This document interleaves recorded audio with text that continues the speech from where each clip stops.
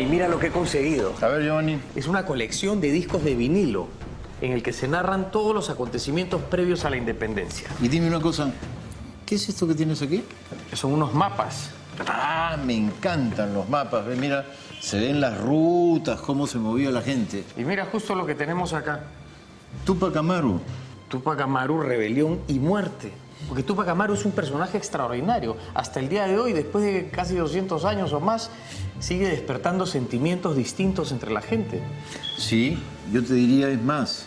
La autodefinición personal incluye la posición frente a Tupac Amaru. De todo peruano. Sí, claro. Pero ¿cuál es el acto fundamental, el que da inicio a esta gran rebelión? Tú sabes, Tupac Amaru es bien curioso porque empieza por todo lo alto con un acto dramático al 100%.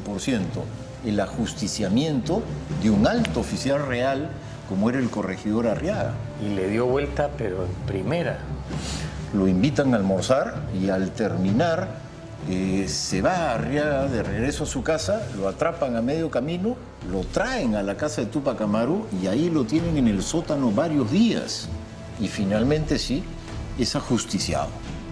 A mí siempre me queda una duda con respecto a ese tema.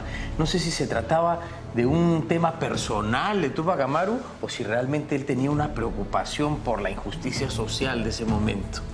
Yo diría que es un asunto político y dado ello ha motivado un gran debate en la comunidad de historiadores. Algunos piensan, por ejemplo, que no tiene nada que ver con la independencia, mientras que para otros esta es un proceso largo. Arranca en Tinta y no termina hasta Ayacucho. Bueno, empezamos entonces. A ver, ¿ha funcionado el tocadisco? Ahí va. Tupac Amaru, rebelión y muerte. Ahí va.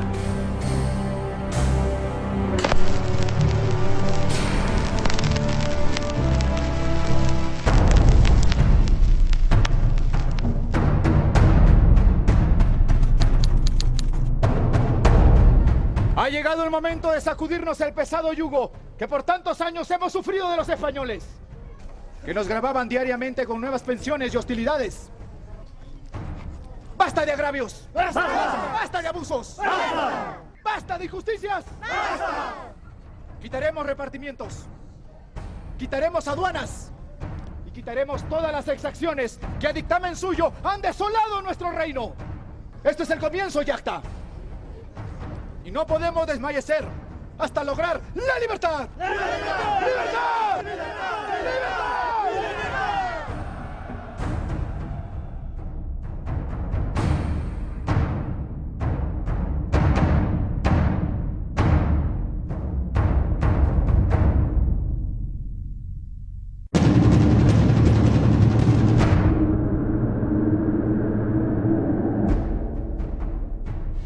Entonces, Tony, la rebelión de Tupac Amaru empieza con un hecho muy fuerte, definitivo, casi como empezar la película desde el primer minuto con un plot point, el ajusticiamiento de Arriaga, un acontecimiento del cual ya no se puede dar marcha atrás.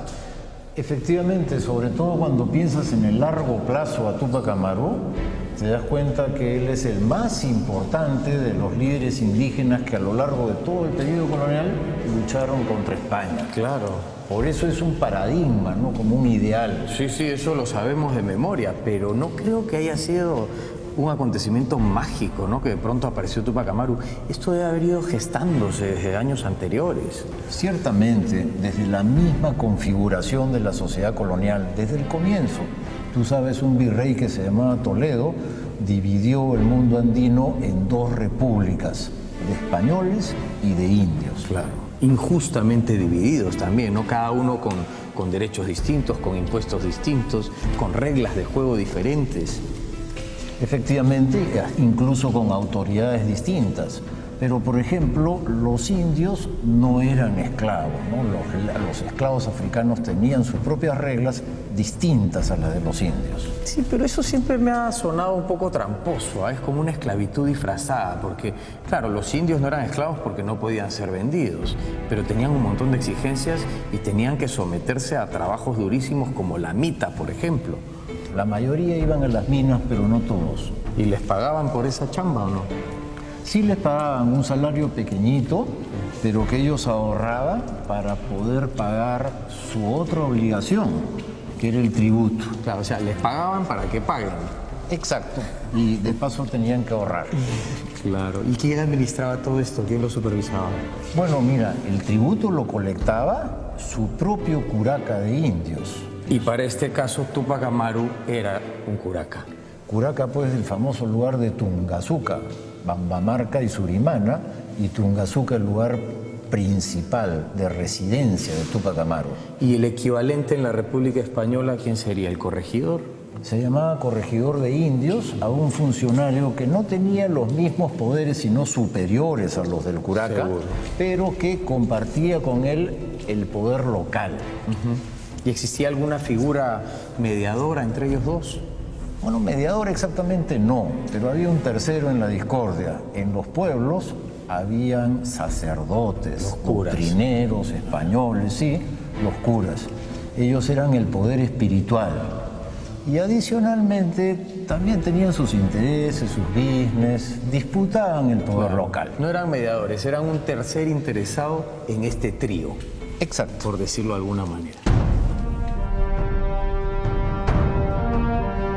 ¿Y cuál era la situación política en ese momento en España, Tony? Era la época de las reformas borbónicas, entró una nueva dinastía, trató de modernizar las cosas. Su propósito era recuperar posiciones para España, que antes estaba muy en declive en el concierto europeo.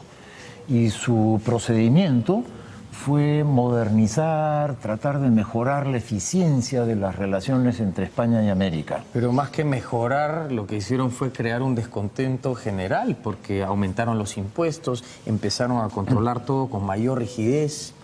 Bueno, sí, la idea era modernizar el sistema tributario, ¿no? Para tener dinero y que fuera la base de ese reengrandecimiento de España. Y la base tributaria la trabajaron de la siguiente manera. Ellos quisieron que todo lo que hoy llamamos impuestos indirectos, lo que pagamos por el comercio, se generalice. Y entonces triplicaron ese impuesto. Triplicaron un montón. Se llamaba la alcabala y pasó de 2 a 6%, un montón, ¿verdad? Pero sobre todo, Giovanni, ¿tú sabes qué más? ¿Qué? Incorporaron un montón de productos que antes no pagaban alcabala, ya directamente a pagarla. Entre ellos los productos de la tierra, por ejemplo, coca. La coca, que era uno de los principales productos que Túpac Amaru transportaba, que llevaba a las minas, porque Túpac Amaru era un comerciante, un arriero. Estos impuestos le deben haber afectado muchísimo. Y no solo a él, a mucha gente, entre ellos estos personajes locales como Túpac Amaru, se vieron seriamente perjudicados. Todo empieza a agarrar una forma más clara ahora.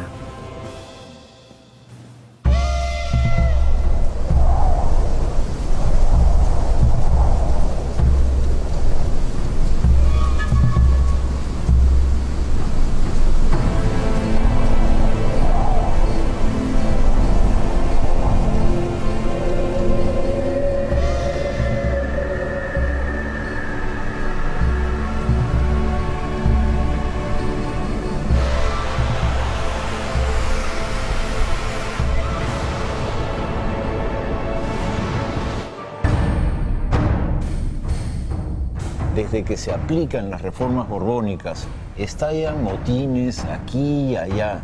Los historiadores hablan de una coyuntura rebelde.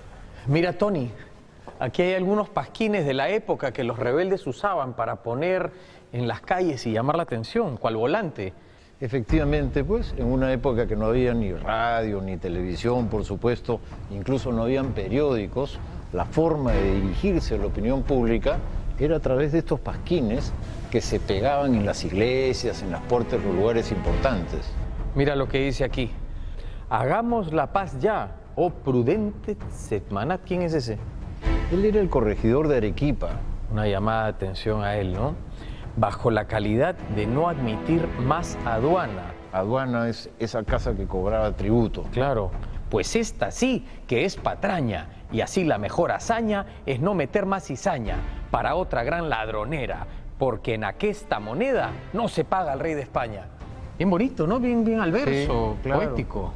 Bueno, los que hacían pasquines se preocupaban por eso, pues que fueran más o menos poéticos, que tuvieran gracia, que impactaran en la opinión pública. Y ¿no? me ha hecho gracia, me ha hecho gracia. Bueno, pero entonces Túpac Amaru está súper molesto por este asunto. De las aduanas, los impuestos, ¿no? Pero yo creo que había algo más de tono personal que lo tenía crees, indignado. no? Sí, me imagino, ¿no? Vamos a ver si lo encontramos.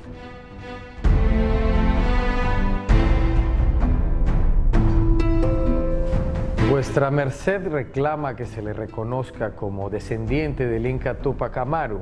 ¿Dónde estamos, Tony? Esta es la Real Audiencia de Lima. Y mira, ese es José Gabriel Condorcanqui, nada menos que el famoso Túpac Amaru. Debe estar reclamando por las aduanas y los impuestos.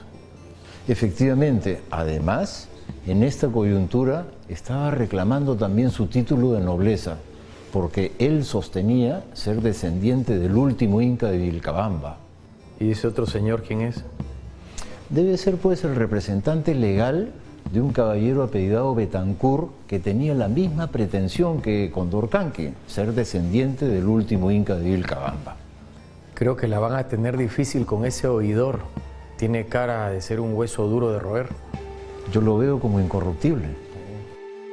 He presentado todos los autos y probanzas que confirman mi linaje.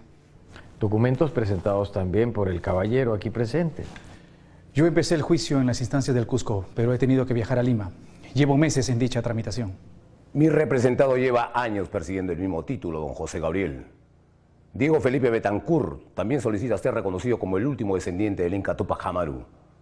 Y desde 1750 lo ha pedido a la corona a través de sus representantes en Madrid. El legítimo sucesor soy yo. ¿Por qué? ¿Porque su merced lo dice? No me falta el respeto, caballero. Tengo todo el cuaderno de autos y la genealogía que me permiten demostrar que soy el descendiente de Túpac Amaru. No es necesario que me narre usted el linaje ni la ascendencia de los incas.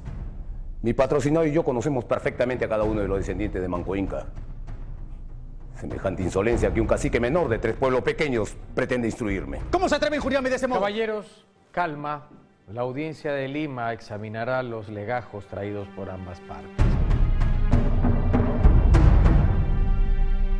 Mejor nos vamos antes que se ponga bravo. A ver.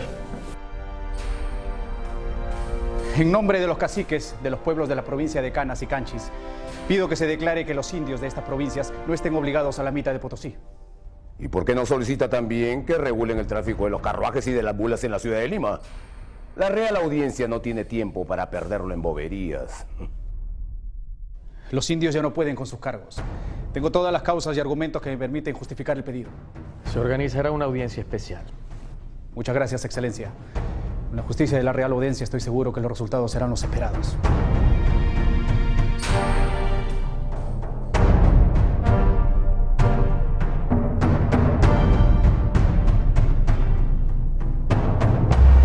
Aquí entre nos, Tony, ¿él era realmente descendiente del último Inca de Vilcabamba o no?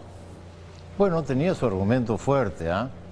Resulta que ese Inca tuvo una hija, Juanita Pilcohuaco, la cual se casó con un Condorcanqui.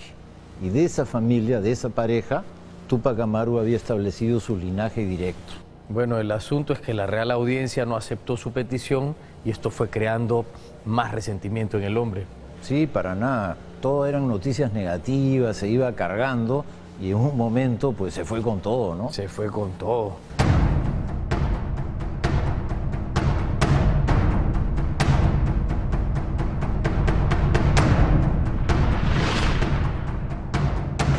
Ya eran varias gotas las que iban a hacer que el vaso se rebalse, ¿no? Los impuestos, los abusos, cosas que afectaban a su economía y además una patada a su orgullo, a su identidad. Ten en cuenta además que Túpac Amaru era un curaca, que se sentía descendiente de los incas, que tenía una autopercepción muy elevada, no solo de sí, sino sobre todo para la época de sus responsabilidades con los demás. ¿Cuánto tiempo se quedó Túpac Amaru aquí en Lima? Casi todo un año, en realidad 8 meses, fue el año 1777. Buen tiempo se quedó, ¿no? Parece que Sí. en toda época ese tipo de trámites, juicios han demorado mucho. El caso es que le dio ocasión este tiempo para entablar relaciones con algunas otras personas. Y sé que también fue importante para él leer los comentarios reales. De alguna manera, ¿no? Algún autor famoso, John Rowe, interpretó que los comentarios reales estaban en la base de un movimiento del cual Túpac Amaru habría sido parte. Mira dónde estamos, Centro Cultural Inca Garcilaso. Aquí hay una copia de todas maneras. Debería. Vamos a buscarla. Vamos.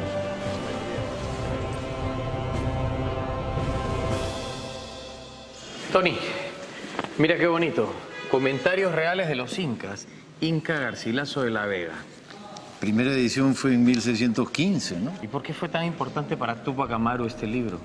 Hubo una segunda edición en el siglo XVIII. Se dice que era leída extensamente por los curacas y que alimentaba esa idea, pues, que en vez del desorden de los tiempos actuales, retornemos a esta época maravillosa. Mira, por ejemplo, lo que dice aquí. Contaban por hilos y nudos, se refiere a los quipus. Había gran fidelidad en los contadores. Esa es la idea, pues, de Garcilaso, que en época de los incas todo estaba bien organizado. Y claro, ¿cómo no querer volver?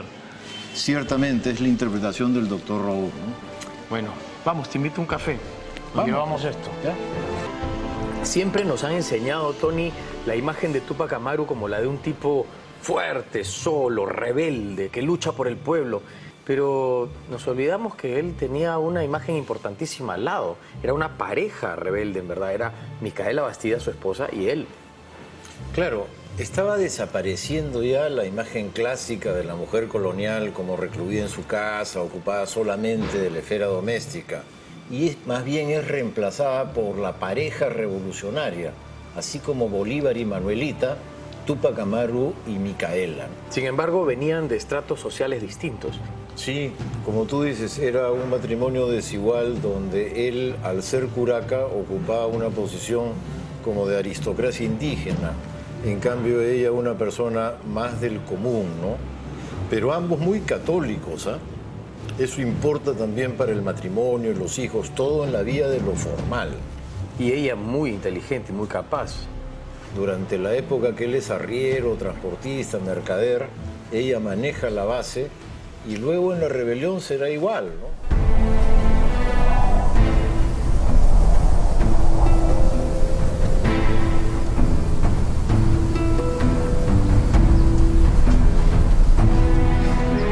Todas las mujeres te admiran.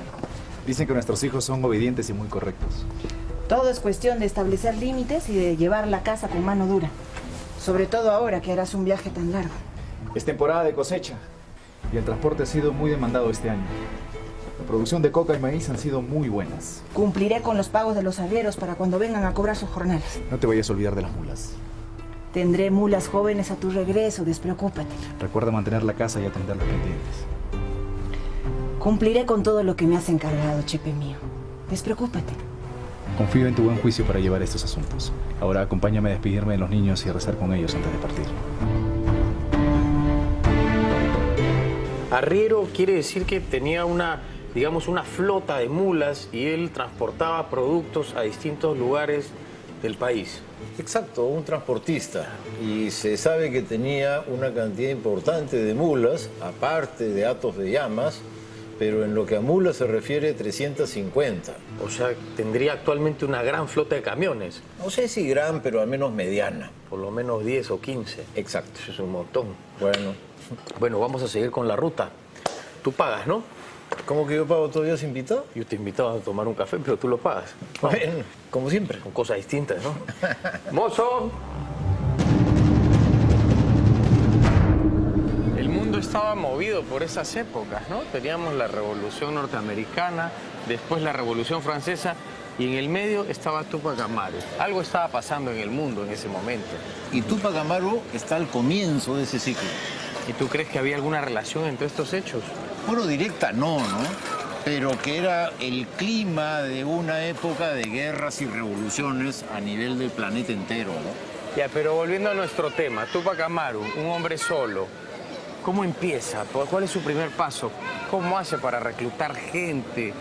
Se dirige un poco a los pueblos vecinos, habla con los curacas, se ponen de acuerdo en que tienen enemigos comunes, los corregidores eran muy odiados, todo el discurso está contra los corregidores y va juntando siguiendo su ruta que él conocía muy bien por su trabajo, ¿no? Por supuesto, empezando por los pueblos vecinos, ¿no? Aquí está el mapa, mira. A ver. Esta es la ruta de Tupac Amaru. Y como puedes ver, son los pueblos vecinos. Se dirige a cada uno de ellos en plan de ir juntando su mancha. Dicen que llegó a reclutar casi 40.000 hombres en su ejército. Si no lo tomas como ejército, ¿no? Si entiendes que tiene una multitud armada precariamente, con unas pocas armas de fuego, pero con muchos palos, ondas, piedras, y que va como multitud, ¿no? De todas maneras, te da una idea del descontento que había en esa época. Era grande. Era grande, sí. Eso es lo que permitía la formación de masas revolucionarias.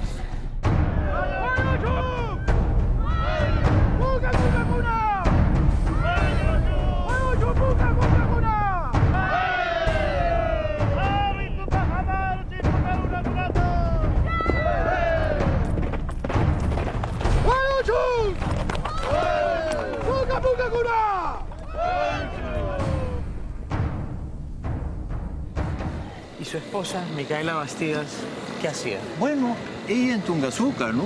Era la socia encargada del aprovisionamiento. Era la gran experta en logística. La gran organizadora. Exacto. Una buena socia.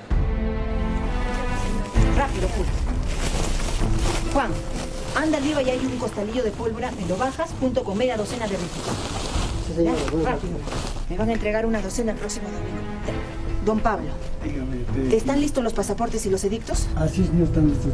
Ya, muy bien. Quiero escribirle una carta a mi marido, por favor. Hijo Chepi, recibí tu carta y te doy respuesta remitiendo 600 pesos fuera de los 56 que Juan, tu hermano, llevó. También te remito un odre de aguardiente y las adjuntas que acabo de recibir para tu mejor gobierno. Que Dios te guarde muchos años. Tu Micaco. Se habla mucho de la gran rebelión indígena de Tupac Amaru, pero la verdad es que su ejército rebelde tenía personas de todas partes, de todas las sangres. Bueno, efectivamente, pues, sobre todo en el núcleo dirigente. Mayoritariamente eran mestizos, había algún criollo, hasta algún español. Mientras que la tropa sí era casi 100% indígena, ¿no? Debe haber sido bien difícil ponerse de acuerdo con tantas personas que venían de distintos lugares y con condiciones diferentes. De hecho, hubo tensiones. Por ejemplo, las tropas, los indígenas, iban destruyendo propiedades sin distinguir si era de criollos o de chapetones, mientras que en el núcleo dirigente Tupac Amaru, por ejemplo, siempre está preocupado de distinguir que el enemigo son los españoles, pero los criollos son aliados. Ajá. Oye, Tony, me dijeron 13-5. Aquí hay una cosa muy interesante. 13-5 debe ser... Esta. Este es. Mira, aquí está el bando que emitió Tupac Amaru pidiendo la liberación de los esclavos. 16 de noviembre de 1780.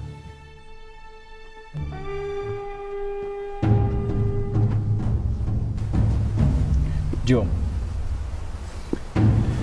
don José Gabriel Tupac Amaru, indio de la sangre real de los incas, tronco principal, bando del 16 de noviembre de 1780.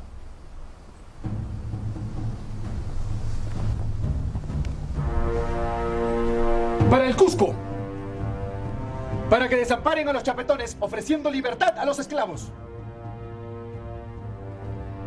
Hago saber mediante este a todos los peruanos y habitantes de la ciudad del Cusco, religiosos, clérigos y demás personas que hayan contraído amistad con la gente peruana, que concurran a la distinguida empresa que hago favorable al bien común de este pueblo. Por constarme las hostilidades y vejámenes que se experimenta de toda gente europea, quienes son temor de la majestad divina, ni menos obedecer órdenes de las reales cédulas del Señor. Enteramente han preparado límites de la paz y quietudes en nuestras tierras, haciendo vejámenes y agravios, aprovechándose del bien común y como cada de por sí tiene experimentado el riguroso trato europeo. Pero hasta ese momento nadie había hecho una cosa así. No, pues es casi 100 años antes que Ramón Castilla. No había ocurrido ni siquiera la rebelión de los esclavos de Haití. Es un pionero. ¿Y cuál era su intención haciendo esto? Mira, aquí está la clave. Dice que desamparen a los españoles ofreciendo libertad a los esclavos. Y eso es porque él había estado un año en Lima, ¿te acuerdas? Claro. Y ahí se había dado cuenta de la relación que había entre el poder del virreinato y grandes haciendas, plantaciones trabajadas en la costa por mano de obra esclava. Claro, sin esclavitud los españoles estarían en tremendo problema. Sobre todo en la costa. Quería terminar con el régimen de plantaciones, aunque en la sierra donde vivía él, pues eran muy escasos los esclavos, ¿eh? Oye, mira lo que dice aquí. Para que ninguno alegue ignorancia, mando se fijen estos carteles en los lugares públicos de la ciudad. Vamos a ponerlos, ¿no? ¿Ya? Para que nadie alegue ignorancia.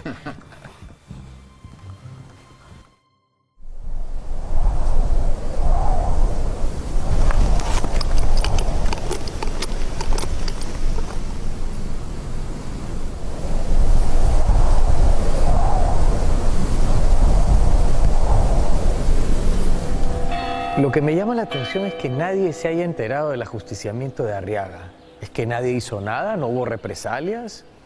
No, sí, al comienzo Túpac Amaru no quiso que la noticia llegue al Cusco, pero se le escapó un corregidor, el de Quispicanchis, un señor que me parece se apellidaba Peralta.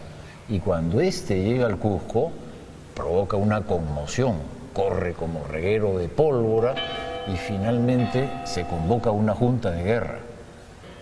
¿Esta de aquí? Efectivamente. ¿Los ves? Sí. Aquel es Moscoso, el obispo del Cusco. Él era criollo. Excelencias, esta sublevación y rebeldía está llegando a un punto de no retorno. Ya establecí y coordiné una junta de guerra para combatir a los rebeldes, pero nada podremos lograr si no tomamos acciones inmediatas. No vamos a llegar a buen puerto si nos comportamos como los rebeldes. Combatir un fuego con más fuego solo nos traerá destrucción y bajas para ambos bandos. ¿Y qué supone, señor Landa? ¿Que estos malditos sediciosos se van a retirar porque se lo pedimos por las buenas? Esta no es solo una rebelión simple, donde con la muerte del caudillo se acaba, no. Esta es una guerra. Señor obispo, vuestra merced es conocido por todos como un hombre severo, pero muy justo. ¿No podríamos dialogar con los rebeldes? No se puede dialogar con una peste, caballeros. Ese caudillo, José Gabriel Condorcanqui, ha levantado a todos los indios y criollos de Tinta y de los pueblos aledaños. Solo veo dos soluciones a este dilema. Acabamos con ellos. Esperamos que vengan a quemar nuestras iglesias y a levantar sus huacas paganas. Que pase don Fernando Cabrera y presente su informe. 2 de mis hombres perdieron la vida. Mi guardia personal resultó inútil para este tipo de avatares. ¿Eran muchos? Eran miles de indios rebeldes. Pero sus armas eran rústicas, palos, piedras, hondas. Pero eso sí, eran muchos. Una enorme cantidad de indios sublevados. Cálmese, señor corregidor. Usted debe actuar con la cabeza fría y los pies en el suelo. Debemos pedir inmediatamente ayuda a la ciudad de Lima. Haré una carta a nombre de la Junta de Guerra. Redáctela ahora mismo. Yo voy a convocar a una colecta pública. Visitaré casa por casa cada una de las familias notables de la ciudad del Cusco para que apoyen la pacificación. Decretaré la ley marcial y reuniré el ejército de la ciudad inmediatamente. Lo voy a acompañar, señor corregidor. Usted ha sido sumamente permisivo con los indios rebeldes. Por eso estamos ahora pagando el precio de su descuido. Hemos conformado una junta de guerra. En eso estamos. Descansen tranquilos. He organizado milicias cléricas que yo mismo entrené para repeler la subversión. ¿Su excelencia va a organizar un ejército de sacerdotes? ¿Los va a educar para portar armas? ¿Creen que tendrán la sangre suficientemente fría como para matar hombres? La misma sangre fría que tuvieron los captores y asesinos de nuestro Señor Jesucristo. No se confíen, señores. El hecho que sea un hombre de fe no quiere decir que piense solamente en ayunar y en celebrar la liturgia de todos los días. El Señor sabrá recompensarlo, señor obispo. Por favor, veamos las acciones que tomaremos contra esta sublevación. Pronto. Papel y tinta. Y aquí es donde deciden lo de Sangarará. Efectivamente, ahí toman la decisión de enviar una primera tropa a reprimir a Túpac Amaru, que se va a enfrentar en Sangarará. Ajá. Nosotros mejor nos vamos por acá.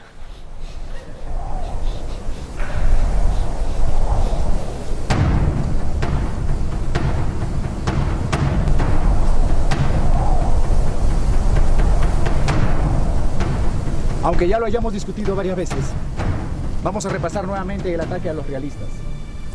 Todas nuestras tropas deben estar unidas. Eso es lo importante, la unión. Si no es para sellar una victoria, que sea para salvarnos de la derrota, no antes ni después. Don Miguel Bien, el ejército realista ya se Sangarará y mucha gente se le está uniendo. Es el momento justo para atacarlos. Escúchenme. Hay que encerrarlos a todos, que estén aterrados como animales. Tú y tú. Busquen a los generales. ¡Rápido! Tú. Encárgate de ubicar todas las posiciones y evitar todas las salidas. Lo importante es que no salgan por ningún lado. Sí, señor. Yo debo estar al pie de la hoguera, en primera lista del frente. Mi vida ya tiene precio. Hay premios si me entregan vivo o muerto. Pero no importa. ¿Sabe por qué? Porque la fatalidad del hombre es seguir con los designios de Dios. Sin duda la batalla de Sangarará fue una de las más importantes librada por Túpac Amaru. La gran victoria de los rebeldes, pues. Tú sabes cómo fue. Esa junta de guerra del Cusco que vimos envía una tropa que está compuesta por unos cuantos milicianos españoles, acompañados por 2 o 3 curacas con sus indígenas. Ellos van en búsqueda de tinta, llegan hasta Sangarará, es una noche, está lloviendo, hace frío, y en vez de hacer campamento en un cerro, en un lugar abierto, susceptible de ser defendido, se meten a la iglesia de Sangarará a pasar ahí la noche. Muy mala idea, porque ahí el ejército rebelde lo cercó y Túpac Amaru le prendió fuego al techo de la iglesia. Hubo una batalla, empezó al amanecer y en cierto momento sí, como estás diciendo, Túpac Amaru incendia la iglesia, pues. Y todos murieron calcinados ahí adentro, ¿te imaginas? Sí, piensa, una estructura como esta, con techo de paja, ardiendo.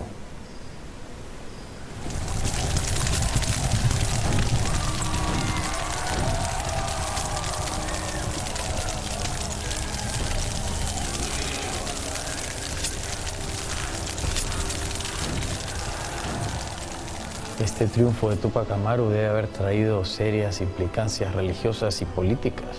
Claro, ahí vendrá la excomunión, es un punto de quiebre en la rebelión. A partir de Sangarará todo cambió. Los criollos ya se ponen completamente del lado de los realistas, todo el mundo se asusta. Claro.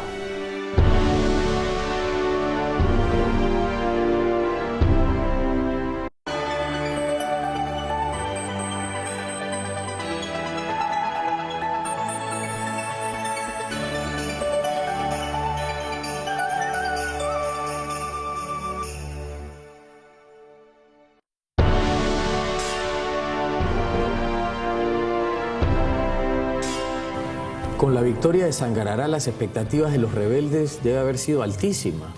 Efectivamente, estaban comenzando la confrontación militar por una victoria, de tal manera que cuando regresan al campamento general en Tungazuca, se dedican a planear cómo hacer para obtener la victoria. Y aquí tengo cuál fue la hoja de ruta, mira. Acción ofensiva después de Sangarará.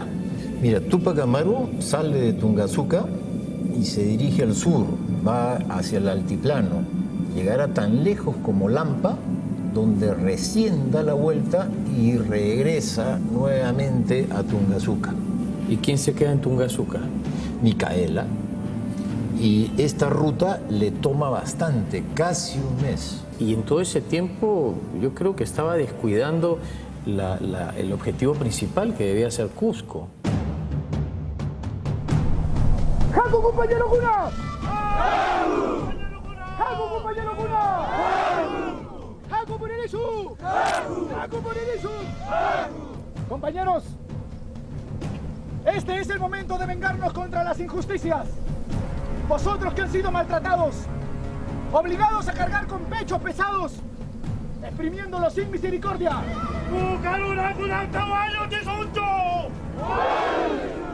Vamos a vengarnos derramando la sangre de esos traidores corregidores, esos ladrones. Compañeros, vamos a cumplir con los designios de Dios, nuestro Señor. ¡Jaco por el Isu! ¡Jaco por el Isu!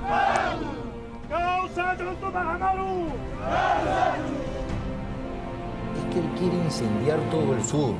Ten en cuenta que esta era su ruta de arrieraje, él tenía contactos y por otro lado los aymaras habían levantado bajo el liderazgo de Tomás Katari.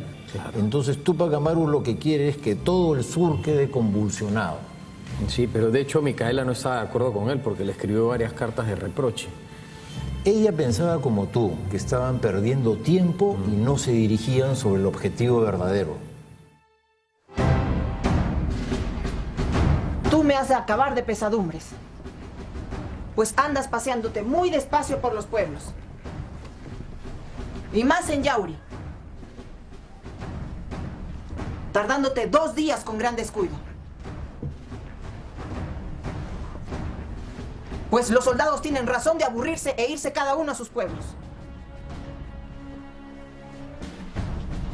Yo ya no tengo paciencia para aguantar todo esto. Y soy capaz de entregarme a los enemigos para que me quiten la vida. Porque veo el poco anhelo con que ves este asunto tan grave, que corre con detrimento de la vida de todos. Por tu causa están a pique de peligrar mis hijos. Y los demás de nuestra parte. Estoy pronta a caminar con la gente para dejar a Fernando en el lugar destinado. Pues los indios no son capaces de moverse en estos tiempos de tantas amenazas. Bastantes advertencias te di para que fueses al Cusco, pero tú las has dado todas a la barata, dándoles tiempo para que se prevengan y pongan cañones en el cerro de Piccho y otras tramoyas tan peligrosas que ya no eres sujeto de darles avance. Que Dios te guarde muchos años. Tungazuca, diciembre 6 de 1780.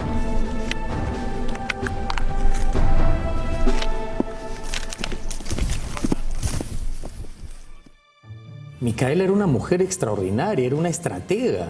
Incluso le advirtió a Tupac Amaru sobre el puente de Abancay, sobre tomarlo, pero él lo descuidó. Bueno, efectivamente, ella tenía visión y le aconseja tomar el puente de Abancay porque, si tú ves, es la ruta entre el Cusco y la costa.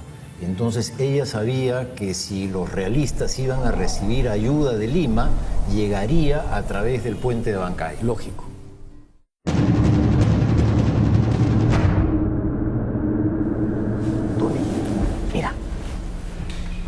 ¿Quiénes son estos? Bueno, aquel claramente el virrey, ¿no? El otro lo saco por su cara de malo, yo diría que es Areche. Y si esto es así, el último más cerca de nosotros sería el mariscal del Valle. ¿Te parece? Señores, están interrumpiendo una junta militar oficial. Con esos extravagantes atuendos. Retírense. Perdón, lindo color, ¿eh? Gracias. Chao. Mariscal del Valle, su merced, como inspector general de la Armada, debió tomar acciones más rápidas para paliar esta catástrofe. Su excelencia, usted debe comprender. No debo comprender nada. Comprendo que me pida sables, cañones, mosquetes, balas. Hoy mismo he ordenado para que las tropas que correspondan se organicen para salir lo antes posible al Cusco. Señor virrey, tengo un comentario que hacer. Su merced conoció a José Gabriel Condorcanqui durante años. No pudo percibir su naturaleza sediciosa. Cuando lo conocí, era un hombre educado y sensato. No el sedicioso de hoy. Si no se hubiera dedicado a tratar de combatir al virrey anterior por cualquier tema, y no por lo importante, esa rebelión. ¡Silencio los dos! Estamos en medio de una rebelión que amenaza con llegar a la ciudad de Lima y desmembrar el poder que la corona ha colocado. Si no fuera porque la Junta de Guerra ha organizado la ciudad del Cusco, en estos momentos estaría en manos de los rebeldes. Pues por eso demando, debemos organizar militarmente a toda la población. A partir de hoy reclutaremos a todos los hombres, indígenas, mestizos, criollos, españoles. Todos formarán parte del ejército del rey para contrarrestar a los rebeldes. Muy bien, muy bien. Yo iré al mando de las tropas. Usted se limitará a sus funciones como visitador. Yo haré lo que ordene el rey. Y usted no es una autoridad de rango superior a mí.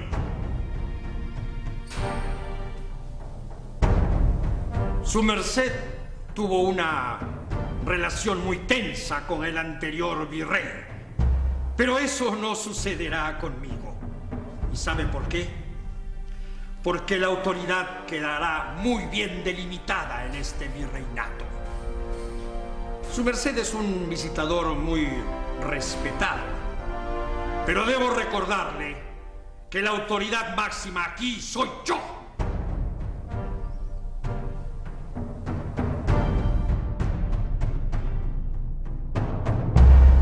Y tú sabes, aunque el virrey parece que es el que manda, en realidad yo creo que no. Areche era el más fuerte.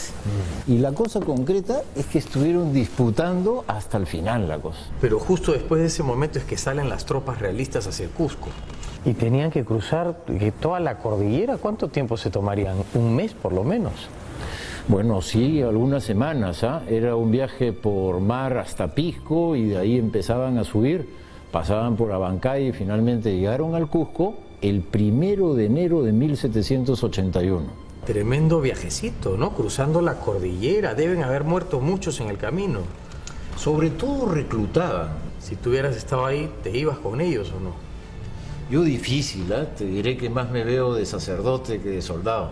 No, de hecho yo también te veo más de sacerdote que de soldado, no lo haces, ¿Y tú? Yo también me quedo contigo de sacerdote más tranquilo. Ya ves. Entonces las tropas realistas llegan a Cusco y Túpac Amaru ya está listo para cercar el Cusco. Es el momento mismo del cerco.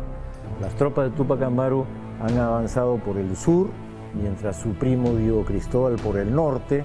Castelo, por su parte, está saqueando haciendas y todo ello contribuye a un esfuerzo de Túpac Amaru por dos tenazas que cercan el Cusco. Claro, pero fue un enfrentamiento que, a pesar de venir en dos fuerzas contra una, terminó resultando ganador la una. centro. Sí, pues, porque esas tropas realistas que habían entrado habían reforzado el poder del Cusco central de tal manera que pudo derrotar un auxiliar, porque eso era lo que en ese momento Pumacahua era, ¿no? Un auxiliar de los realistas derrota a Diego Cristóbal y en ese sentido pues deja la tenaza quebrada y José Gabriel se ve obligado a levantar el cerco del Cusco y a retroceder a su base en Tungazuca. Don José Gabriel, nuestras tropas han sido derrotadas.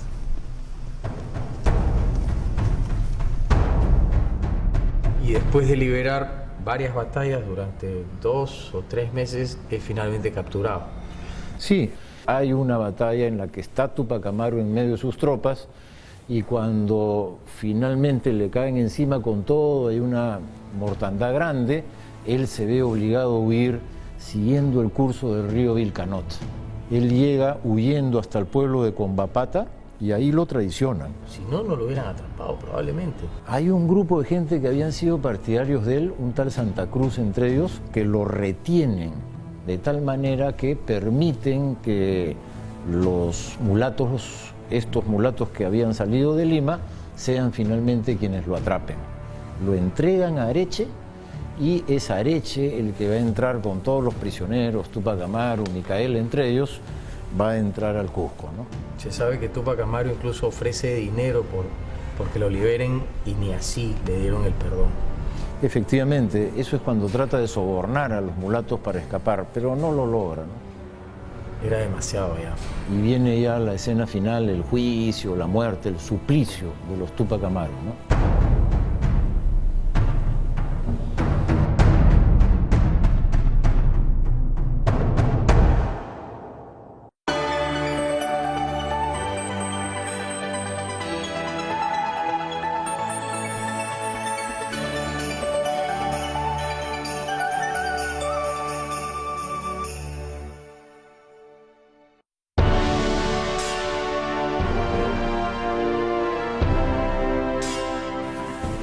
Estamos hablando de la gran rebelión de José Gabriel Condorcanqui, más conocido como Tupac Amaru II. Y ya para este punto, él ha sido apresado. Han pasado 6 meses desde que inició la rebelión. Un tiempo relativamente corto. Sí, es breve, pero en ese lapso incendia todo el sur del Perú. El sur andino del Perú actual, la actual Bolivia también. Es una gran rebelión, más allá del tiempo. Las autoridades españolas buscan destruir al núcleo rebelde y por ello la mayoría serán condenados a muerte y los otros a largas penas de prisión. Eso es lo que vamos a ver ahora. Exacto. Vamos.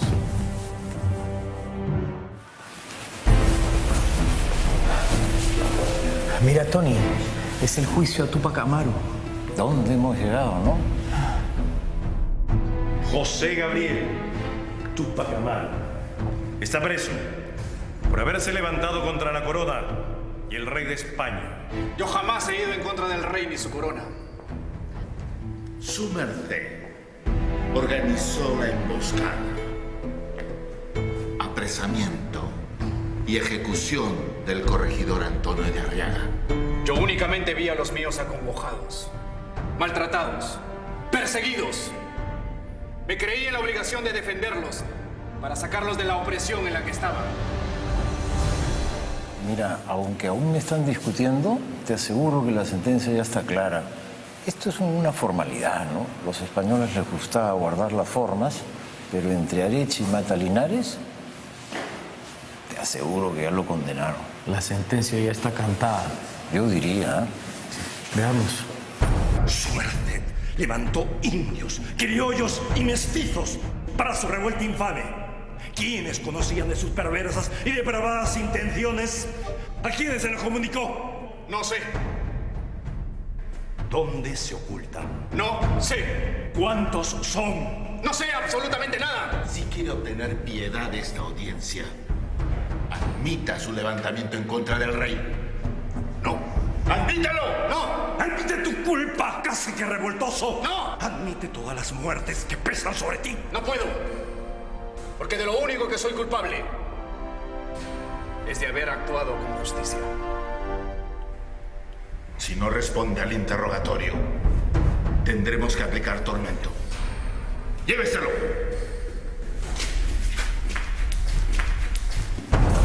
Mira cómo lo traen, ¿eh?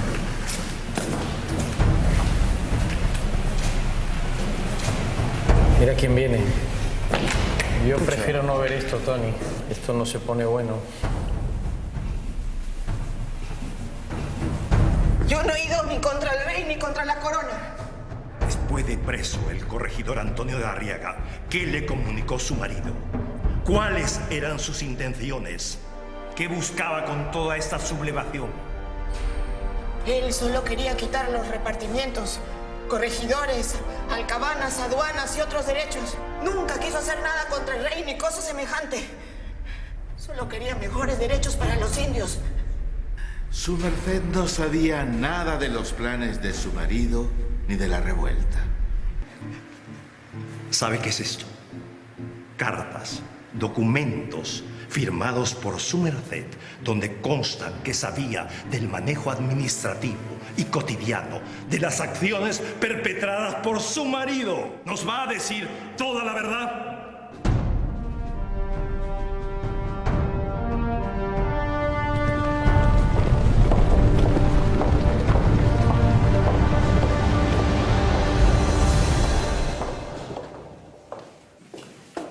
¿Quiénes lo han auxiliado ganado con consejos, dinero, armas o lo que fuere. Los sacerdotes con los que me he confesado les contaba acerca de los abusos y extorsiones que los corregidores hacían contra los indios. Ellos solo me decían que le dejara todo a Dios. Parece que no vamos a recibir más información acerca de la revuelta, ¿verdad? Aquí solo hay dos culpables. Su merced por opresor y yo por rebelde.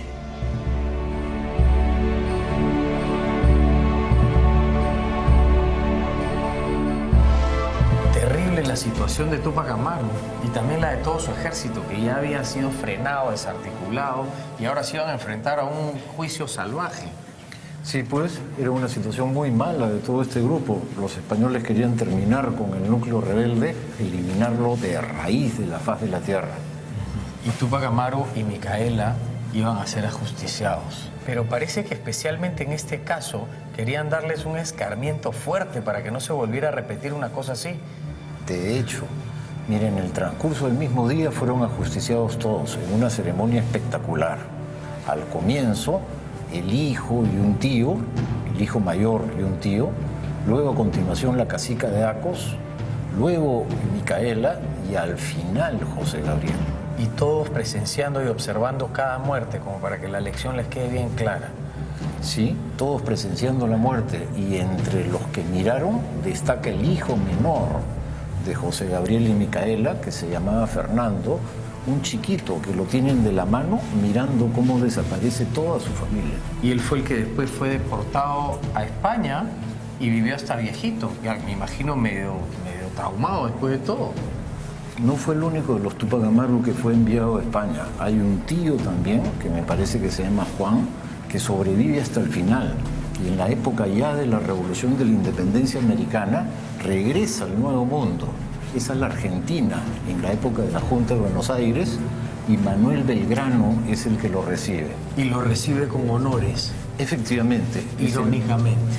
Es el único de los Túpac Amaru que logra volver a América. Increíble. Un trato bastante salvaje el que se le dio a los rebeldes, ¿no, Tony? Sí, eran costumbres de época. Incluso algunos los hicieron caminar desde el Cusco hasta Lima, hasta acá, al Real Felipe, para después cumplir su condena. A otros los mandan a otros presidios que tenían los españoles en el resto de América o de España. La cosa es que nada volvió a ser igual después de la rebelión. Nada. Las bases mismas sobre las cuales se había conformado siglos atrás el Imperio Español en América se vieron completamente trastocadas. Después de Túpac Amaru, la colonia española en los Andes carecía ya de piso. ¿Cuántas cosas hemos visto, no, Tony?